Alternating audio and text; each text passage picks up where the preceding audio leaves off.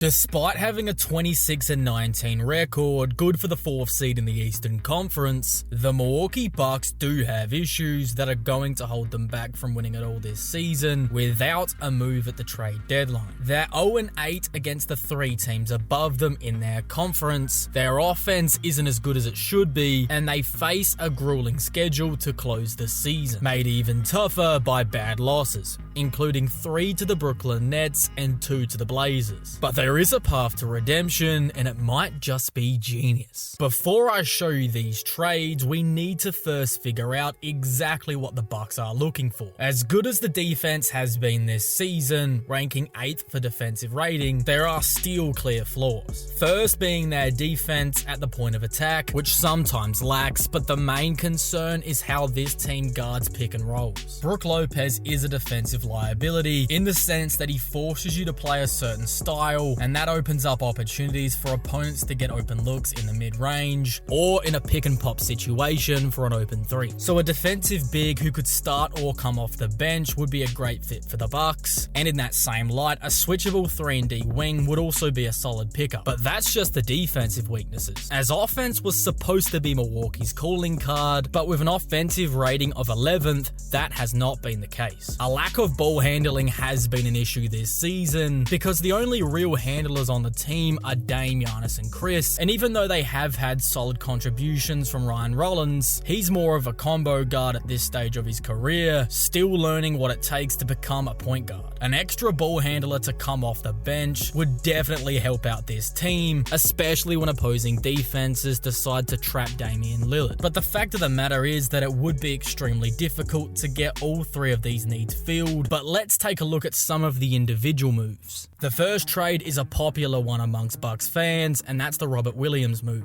What makes this deal so enticing is how on paper you should be able to get it done with a straight swap for Bobby Portis, as they make the same money, and what makes it even more intriguing is how he checks all of the boxes of what they want of a bench big. However, the Blazers have stated that they're not just going to give Time Lord away, despite the fact that he's not seeing any court time. To make a deal happen here, the Bucks would have to add more value to the trade, but they don't really have any picks to choose from. They have their 2031 first and second, but I'm not sure Portland would accept the second, and I know for a fact that Milwaukee is not willing to trade that valuable 2031 first if they're only getting Robert Williams back. But there is a solution to this problem, and it's something the Phoenix Suns did about a week ago. They traded their individual first round pick for 3 less valuable firsts. This gave the Suns more flexibility to be able to make more than one move at the deadline. And I think if Milwaukee does this too, they might have a better chance at getting a Robert Williams trade completed. But why would the Bucks go well out of their way to make this trade? Well, it's because of how good of a fit Robert Williams would be for this team coming off the bench. As I said earlier, the Bucks are looking for a defensive big, and he most certainly checks that box, but he's also not horrible on the perimeter, and that ability would definitely help them out when it comes to defending pick and roll, as he could potentially be switchable also. His on-court fit would no doubt be a good one, as a defensive lineup of Robert Williams and Giannis would be an absolute nightmare to have to go up against, while he would provide this team with more athleticism, something they've also been lacking. However, there's one lingering issue that I would bring up with this trade, and that's the fact that Time Lord has been quite injury prone over the course of his career, and I'm not sure if he's someone you could really rely upon to make it unscathed through 4 rounds of playoff action. But there is a reason why it's such a popular trade, and that's because he ticks nearly every box of what the Bucks are looking for with a defensive big, while it would also allow Milwaukee to hold on to Chris Middleton. But in this deal, the Bucks would have to part with Chris Middleton along with Bobby Portis and Pat Connaughton to land John Collins and Colin Sexton. First, let's look at why this would be something Milwaukee would be interested in. As I said earlier, a lack of athleticism is an issue this team is dealing with, and along with the need for another ball handler, this trade could basically kill 2 birds with one stone. John Collins would come in and replace Bobby Portis, giving Milwaukee somewhat of a stretch big big who's a lot more athletic going to the basket than BP is. Then for Sexton, he'd be amazing to have off the bench or in crunch time, providing this team with another ball handler to take the pressure off Damian Lillard, especially when he's being trapped. But on the other hand, Chris Middleton, Bobby Portis, and Pat Connaughton alone would not get this deal done, as Utah would want that 2031 unprotected first-round pick.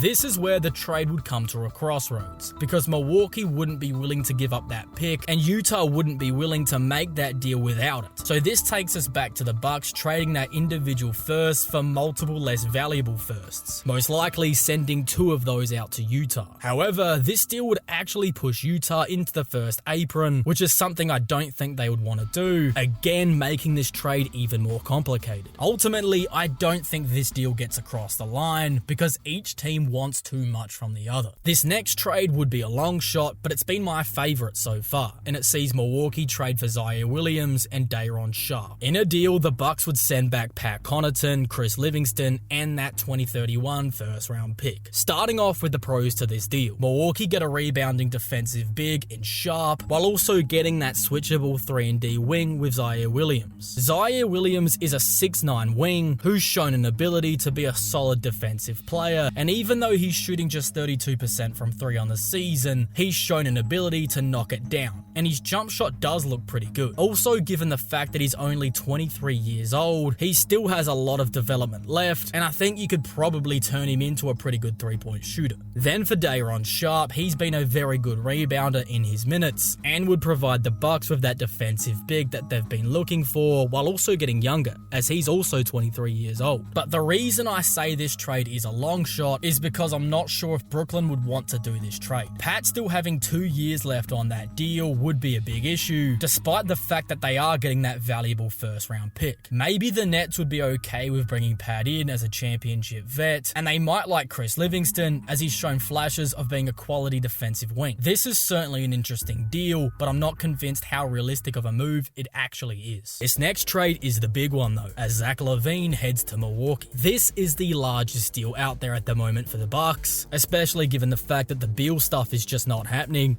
and the Jimmy situation hasn't made him very enticing for the Milwaukee Bucks to trade for him. So Zach LaVine remains the largest trade option. There's lots of different ways that Milwaukee could land LaVine, but all of them see the Bucks giving up their picks, Middleton, Portis, and Connaughton. For me, this is a deal that just doesn't make a lot of sense from a Bucks standpoint. Bringing in Zach LaVine doesn't help with any of the current issues with this team, as you're replacing a ball handler with another ball handler, you're not getting a 3-and-D wing, and you're not getting that defensive big that the team needs. The current issues you're having with Chris Middleton is how he's not a very good defender and doesn't fit in with the starting 5. Sure, LaVine provides more athleticism and is a better player right now, but not only does he lack chemistry with this team, but you're also giving up your backup big in Bobby Portis without a good enough replacement, as even if you get back Jalen Smith, he isn't a real difference maker. To be giving up your remaining picks, your 3rd best player, and a 6th Man of the Year contender, you'd want this deal to be pretty flawless. But the truth is, it leaves so many questions going forward if the deal goes through. Overall, I haven't given this trade much thought because I just don't like it whatsoever, but this is the situation the Bucks are in at the deadline. Make too big of a move and you cripple your future, make too little of a move and it doesn't make a difference, or make a medium-sized move for an impact player, which sounds like the easy option, but it isn't. With the newly instated aprons and the lack of draft capital that the Bucks have to play with, Milwaukee really don't have many options, and the ones they do have, as I mentioned, have lots of hurdles to get to a final deal. I felt like coming into the season that this would be this current core's final chance after 3 straight seasons without a deep playoff run. If they fall short again, they should blow it up in the off-season, keeping Dame and Giannis, but moving on from Lopez, Middleton, and Portis. A mid-season trade limits flexibility for a full off-season reset. However, their past playoff exits were more about injuries than roster flaws. If healthy, I don't think the Bucks get eliminated in the first round 2 years in a row, and if they had Middleton in 2022, I think they probably beat Boston and potentially make it to the NBA Finals after that. If you believe in this core, go all in for a trade. But if doubts remain, waiting for the off-season allows for bigger, smarter moves and a clearer understanding of what truly holds this team back. But these are just my takes. Do you guys think Milwaukee needs to make a substantial move at the deadline, or should they hold back, make a smaller move, move and see what this core is really capable of if they can stay healthy.